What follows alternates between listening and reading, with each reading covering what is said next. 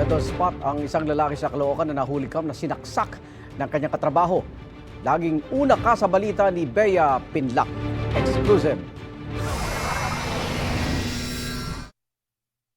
Paalis na sana ng opisina nila sa Liano, Caloocan ang lalaking ito sakay ng kanyang motorsiklo. Nang bigla siyang salubungin ng katrabaho niya at ng isa pang lalaki at inundayan ng saksak. Plinagdown ito o hinarang ng kapatid ng suspect din. Then, nung pagkaharang na, doon na pinagsasaksak ng suspect, itong biktima. May ilang nakakita sa insidente pero hindi tinulungan ang biktima. Agad naman kumaripas ng takbo ang suspect na nanaksak. Ayon sa pulisya at katrabaho ng biktima, hindi bababa sa 10 saksak ang tinamo ng biktima na kilala sa kanilang opisina bilang si Kuya Day.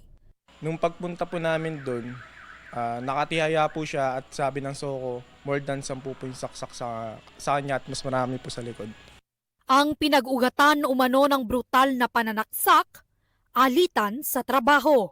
Bago yung pananaksak, nagtatalo na itong dalawa. May pinagtatalo na dahil niya sa trabaho. Dahil itong si biktima ay supervisor at nakadiscover ito ng kapabayaan sa trabaho ni suspect.